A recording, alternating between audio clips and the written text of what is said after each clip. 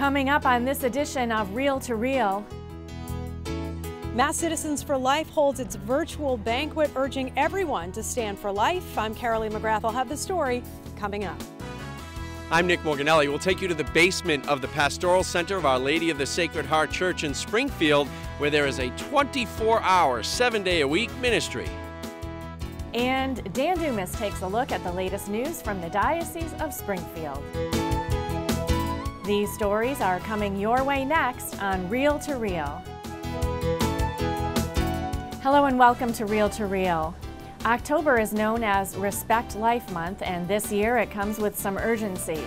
The Roe Act is currently being debated in Massachusetts and the Joint Committee on the Judiciary. If passed, the act would allow abortion in the state during all 9 months of pregnancy.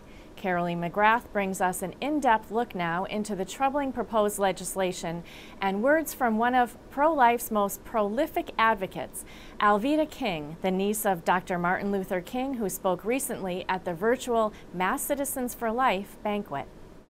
Civil rights begin in the womb. And if that little baby in the womb does not have human dignity and rights, human rights at least, then we know that nothing else will matter. Evangelist Alveda King, the niece of Dr. Martin Luther King Jr. and Executive Director of the Civil Rights for the Unborn for Priests for Life, headlined at the Mass Citizens for Life virtual fundraising banquet in September. She was originally supposed to appear at Mass Citizens' annual Mother's Day banquet in May, just like she did back in 2011. The 2020 banquet was delayed due to the coronavirus pandemic. The mother of 6 and grandmother is also a pastoral associate and director of African American outreach for Priests for Life and Gospel of Life Ministries. She's a spokeswoman for the Silent No More campaign, a post-abortive ministry. She has been open about her 2 past abortions and her miscarriage. She says many don't realize the true harm abortion brings to women, both physically and emotionally. At the basis of that particular ministry and movement is that once we who have had abortions are healed, we begin to speak out, inform, educate, and activate the community for life, for the womb to the tomb. In her recent interview, she explained how she grew up in the church but had a conversion in 1983 and received Jesus Christ as her Lord and Savior. One of the very first questions I asked, I said it this way: a woman has a right to choose what she does with her body. The baby's not her body. Where's the lawyer for the baby? How can the dream survive if we murder our children? Myrna Maloney Flynn, a mother of 4, is the president of Mass Citizens for Life. Dr. King was an extremely important voice to add to our conversation because of her experience on a national level, because of her role as an advocate for the unborn in terms of the civil rights angle with which she does her work. And not many people consider this issue, this life issue, as one of a human rights concern or civil rights concern. But Dr. King does her work with that philosophy in mind. King was joined by other nationally known pro-life speakers, including Melissa Ohden, who survived a saline abortion in 1977. Local mom Joy Dupel made an appearance with her baby girl, Hope, whom she says doctors told her to abort due to a diagnosis of a fetal anomaly. Hope is now 10 months old. It's an encephalocele, which means that her skull didn't form properly, and part of her brain and spinal fluid was leaking into the sac. They told me that she would not make it past birth, and highly suggested termination. It was urged quite a bit throughout the next few months of my visits with them. Melissa Ohden's story and the story of baby Hope really drive home the reason it's so important to be a voice for the unborn, especially now as Massachusetts lawmakers consider the so-called Roe Act, which would expand abortion through 9 months of pregnancy. The Massachusetts Catholic Conference is asking Catholics to once again voice their opposition to the proposed Roe Act. The 2 companion bills are before the Joint Judiciary Committee, which has until November 12th to take action. According to MCC, if enacted, the bill would expand abortion access through the 9th month of pregnancy for virtually any reason, eliminate the requirement that late-term abortions be performed in a hospital, eliminate the requirement that provides medical care to a child who survives an attempted abortion. Again, Melissa Ohden is an abortion survivor. Eliminate the requirement that a minor under the age of 18 have the consent of a parent, guardian, or the courts. The legislation also lists as a reason lethal fetal anomalies, or where the fetus is incompatible with sustained life outside the uterus, the very diagnosis Joy was given. When you got this diagnosis, obviously it must have been heartbreaking. How do you encourage not only the lawmakers considering this, but maybe couples going through exactly what you went through? I would love for the politicians to realize that a doctor isn't always right, and to throw a life away is just wrong. You know, even if she did pass away when she was born, she still had the chance to get love, for us to know her and see her. The virtual fundraising banquet can still be viewed at masscitizensforlife.org. King ended her message to Massachusetts viewers with a story about her parents, slain civil rights activist Reverend A.D. King and Naomi Barber King. In 1950, my grandfather, Reverend Dr. Martin Luther King Sr., helped my daddy, Reverend Alfred Daniel Williams King, and my mother, Naomi Ruth Barber King, choose life. They could have had a DNC and ended my life by abortion. Now, all of these years later, I have been raised up to be a voice for life. Once again, the Joint Judiciary Committee has until November 12th to take action on the bill. Reporting for Real to Real, I'm Carolee McGrath. And the Mass Catholic Conference is asking people to voice their opposition to the Roe Act by calling their state representatives or senators. More information can be found through a link at iobserve.org. And still to come on Real to Real, Dan Dumas has the latest news in the Diocese of Springfield, and a local Spanish language radio station, 102.5, offers a spiritual lift to its listeners. These stories are all still to come on Real to Real.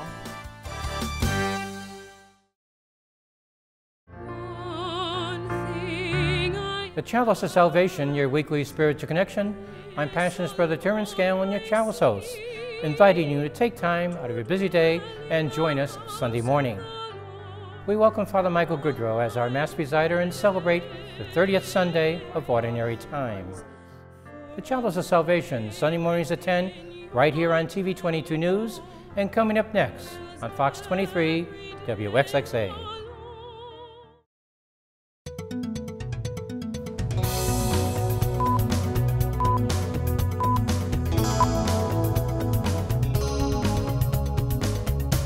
I'm Dan Dumas with your Real to Real news briefs. A popular June Rosary and Adoration procession in Northampton finally took to the streets there 4 months later than originally planned, but with the same public witness of faith. Carolee McGrath has the story. More than 75 people gathered in front of the shrine of the Blessed Mother at the former St. Mary of the Assumption Parish on Elm Street in Northampton for a Eucharistic Rosary procession organized by St. Elizabeth Ann Seton Parish. Marian Father Chris Alar, a priest with the Marian Fathers of the Immaculate Conception, the religious community entrusted to spread the message of divine mercy, spoke before the procession stepped off. He told those gathered about the importance of voting for life. The Church herself has stated, as did even Pope Francis, that some issues go from being religious issues to human rights issues, and therefore that's what makes it a political issue. A priest is obligated to inform and help you inform your consciences. Father Alar produced and wrote Divine Mercy 101 and the Explaining the Faith DVD series. He's also the author of the best-selling book, After Suicide, There's Hope for Them and You. In his talk, he referenced the Catechism, the words of Pope Francis, Pope Benedict, and the Forming Consciences for Faithful Citizenship, a resource released by the United States Conference of Catholic Bishops. Father Alar says there are many important issues such as immigration, racial justice, climate change, and the economy, but he says concurring with the USCCB that protecting life is most important. But there is no debate on life and the dignity of protecting the human in the womb. After the talk, Father Paul Norman, parochial vicar at St. Elizabeth Ann Seton Parish, led the Rosary procession through the streets of Northampton with a police escort. As he passed people on the streets with the monstrance, some made the sign of the cross. He also blessed a fire truck that was going out on a call. It's his true presence that gives us peace. And it was his witness to the world and his passion, his resurrection, that gave us peace eternally. So as I was walking through the streets with Jesus in his true presence, body, blood, soul, and divinity, I was filled with a joy that can only come from God. A joy that from his true presence will bring peace to the world. The intentions for the procession were for peace and healing in the nation and around the world, and for the protection of life at every stage. People, I sense, that are looking for God, they're looking for hope, because we are in a position that there is a feeling of no hope. And it is up to us, those who believe in God, to bring that hope. And we're doing it through the Rosary, which is the weapon that our Lord brought to us. The weapon that will destroy Satan is the Rosary. October is both the month of the Rosary and Respect Life Month. The two observances are based on Mary's yes and the intercession of her prayers for the protection of human life. In Northampton, I'm Carolee McGrath. And organizers of that event are also reaching out to parishes to hold a 24-hour adoration and prayer for our nation to coincide with Election Day. We have more information on that at iobserve.org. Finally, Father Michael McGivney, the founder of the Knights of Columbus Catholic Fraternal Organization, will be beatified next Saturday, October 31st at St. Joseph Cathedral in Hartford. In anticipation of this historic event, Catholic TV will be presenting a documentary on the life of this legendary priest. Here's a brief preview of this presentation. His name is Father Michael McGivney. He was a parish priest from a small town in Connecticut.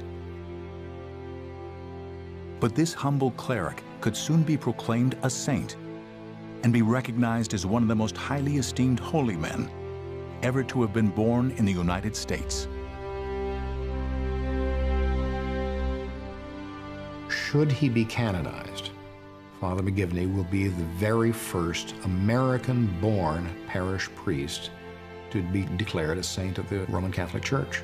Father McGivney was a deeply spiritual man with a great love for his fellow man. Father McGivney really gave the Knights of Columbus its spiritual center and core. He had enough vision to say, we have to establish something that's going to go on. Father McGivney found a way of bringing others into his way of serving others so that there was a legacy of continuing his ministry long beyond his lifetime. Father Michael McGivney may not be a household name, but for nearly 2 million men around the world, he is a person deeply revered. This is really a visionary person who sees into the future. Almost a century before the Second Vatican Council, Father McGivney saw the need for the laity to step up and have a greater role in the work of the Church and in the renewal of society. He is the founder of one of the largest fraternal societies in the world, begun by less than 24 men in the basement of a church in New Haven, Connecticut. Today, Father McGivney remains the guiding light, the model for Knights everywhere, and we're very proud to be part of his legacy.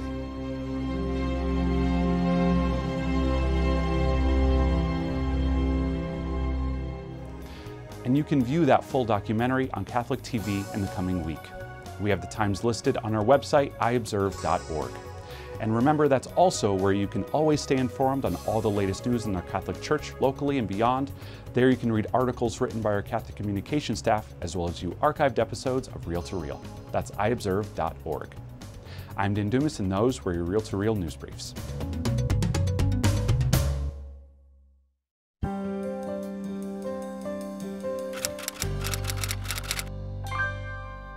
November 1920. Women in the U.S. had just voted for the first time.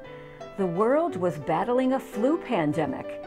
And the first diocesan print publication, the original Catholic Mirror magazine, presented its debut issue, which would be read by 20,000 Catholics in Springfield and surrounding cities.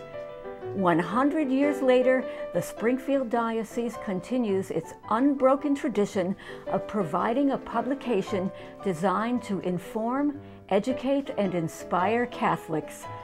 The cover story of the October Catholic Mirror magazine looks at the history of diocesan print media and the reasons this format is more important than ever in the 21st century. This issue also introduces Worcester Bishop Robert McManus, who will be responsible for the Springfield Diocese as Apostolic Administrator until the December 14th installation of newly appointed Bishop William Byrne.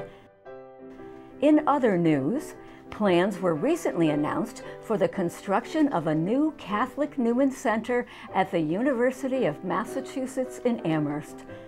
Passionist brother Terence Scanlon, host of the diocese's Chalice of Salvation Mass, shares the joy of his vocation as the worldwide Passionist community marks its 300th anniversary.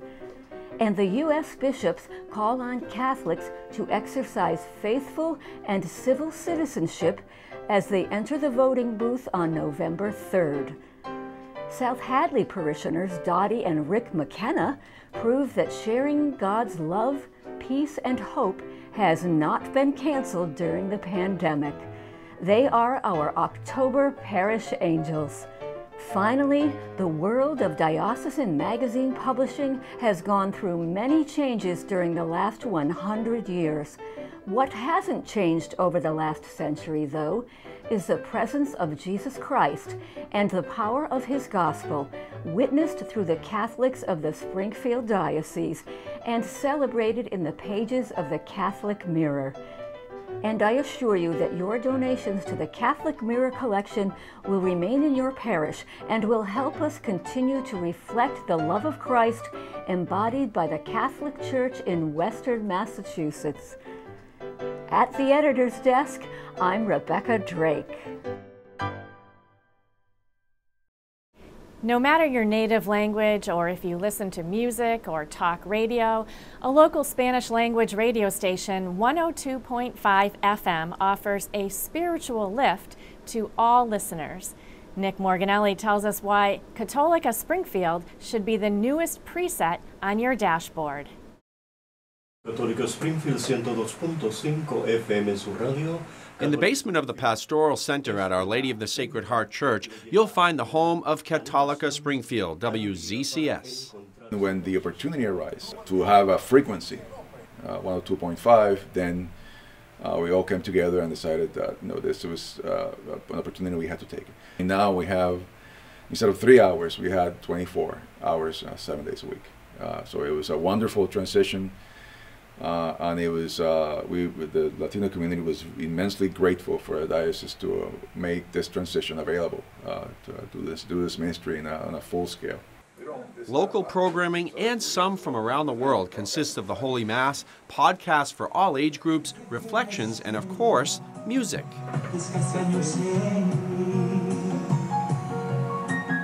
We've had nights of prayer, we've had full-out concerts, and we also have local podcasts that we broadcast on the air. For example, the Deer's Cry from Tim on Sundays at 6 p.m. And so we have different types of programming, English and Spanish, throughout the week. The Holy Rosary was very important, and so we broadcast that at 8 o'clock at night. That is a podcast from our Father Antonio Rivero from Argentina. It's reflections throughout the rosary and the Divine Mercy at 3 o'clock. And then obviously music. People like music. They know. We like to talk a lot, but people like to listen to music a lot. We found a great deal of good quality Catholic music in Spanish that we have been able to broadcast, promote, and share wonderfully. And we had a bunch of concerts over the years, not knowing that I'll be doing this 30 years later. So it's wonderful. Indeed it did. It just didn't let me know until 30 years later. So it was wonderful. Well, this is the heartbeat of Católica Springfield. Time to see what's on the air today.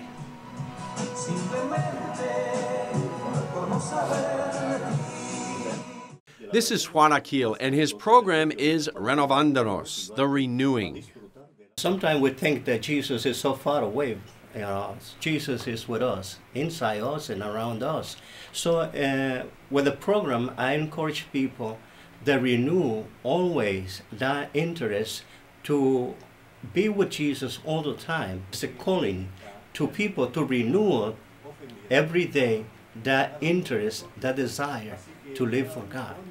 I enjoy very much this program, and I use the music to minister people according to what the message I given them, talking to them.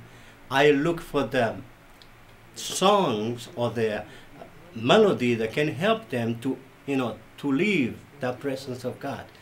Que son que Dios te ama y quiere hacerte feliz, quiere darte vida en abundancia. Y la segunda verdad es que el pecado te aparta de Dios y no permite que tú disfrutes la vida en abundancia y la felicidad que Dios te ofrece.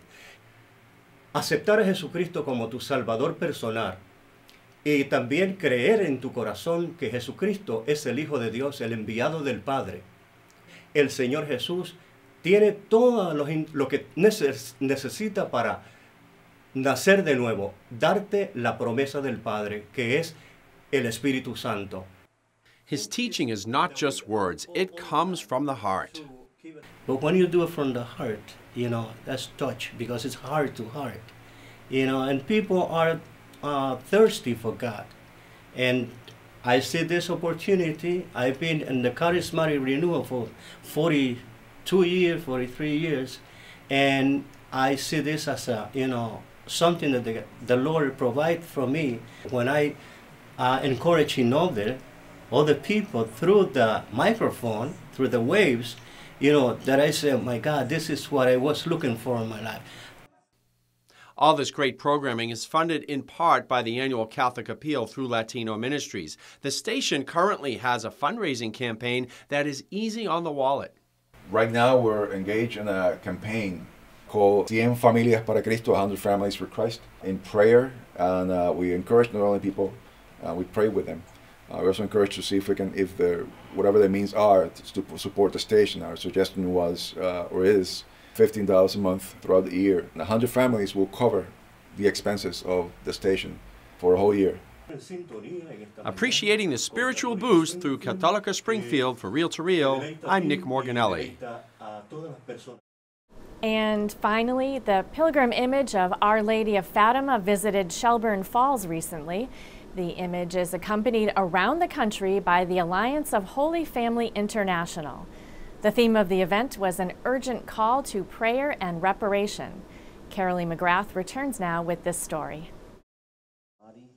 It looked like a touch of heaven above St. Joseph Parish in Shelburne Falls as people gathered for prayer on a recent Friday evening. The parish welcomed the International Centennial Pilgrim image of Our Lady of Fatima. The pilgrim image is one of 6 blessed by Pope Francis in 2017, marking the 100th anniversary of the Blessed Mother's apparitions in Fatima, Portugal. Pope Francis sent a pilgrim statue image to each of the 6 continents around the world. And it's not just an image that we have. We know that Our Lady is present in a very special way. Father William Lunny is the pastor of St. Joseph Parish, which includes the mission churches of St. Christopher's in Charlemont and St. John the Baptist in Coleraine. This is an opportunity for us to consecrate ourselves to Our Lady. We're going to consecrate the parish of St. Joseph but also we're going to consecrate the entire deanery, Franklin County Deanery, to Our Lady. The pilgrim statue is accompanied around the country by members of the Alliance of the Holy Family International. Our message is really, it's all about Our Lady coming to save souls, right? And the message is Our Lady of Fatima, and wanting to bring Jesus to the hearts and souls of the United States and elsewhere around the world. The theme of the two-day prayer event was the urgent call for prayer and reparation, the appeal of Our Lady of Fatima. The event included Mass, a procession, exposition of the Blessed Sacrament, and talks about family consecration to the Immaculate Heart of Mary. Our Lady never forget us, and that we have to heed her message of prayer to bring the Holy Rosary back to pray as a family. And with the Rosary, we receive graces, and with those graces comes unity, peace, love, charity. Elizabeth Guedes, a member of Our Lady of Czestochowa Parish in Turners Falls, asked Father Lunny if he would consider hosting the pilgrim image. The image came to Our Lady of Czestochowa back in 2018. Mother Mary has a plan to bring all her children to her, and so she has her ways, and definitely this is an important way to uniting us to her Son. More than a century ago, the Virgin Mary told 3 young children in Fatima to pray for peace and for the conversion of sinners. In 1917, on the 13th day of the months of May through October, she appeared to the children, telling them to offer up their suffering for the conversion of sinners, to pray the Rosary daily, and to consecrate themselves to the Immaculate Heart of Mary. Father Lunny explained that to consecrate yourself to Mary simply means to enter into a closer relationship with her, to form a bond with her. And he said, considering all that's going on in the world today, the timing couldn't be better.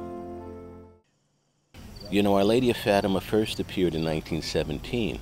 And if you remember, that was just the beginning of this, the last global pandemic, incorrectly called the Spanish flu, that also traveled around the world and claimed the lives of millions.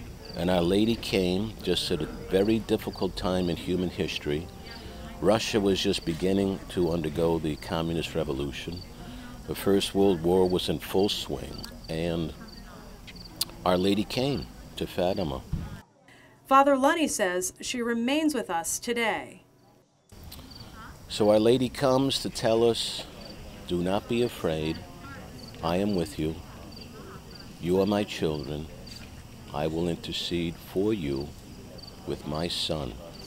And with great reverence and hope, people prayed to Jesus through Mary. Reporting for Reel to Reel, I'm Carolee McGrath. October is traditionally dedicated to the Rosary, with one of the messages coming out of Fatima to pray the Rosary every day. And just a reminder that a 24-hour adoration is being planned to coincide with Election Day. Parishes across the diocese are invited to take part. If you are interested, we have a link on our website at iobserve.org. Pray for peace and harmony by joining others across our diocese in a 24-hour adoration. Again, more information is available at iobserve.org. That's where you can also keep up with all of the latest news on the Catholic Church, both here in the Diocese of Springfield and around the world. Check out our news and information site, iobserve.org. Also, you can like us on Facebook at Catholic Communications. And I will see you right back here next week for another edition of Reel to Reel, your window on the world around you. See you then. Reel to Reel is a production of the Catholic Communications Corporation, funded in part by the annual Catholic Appeal, and the support of you, our faithful viewers.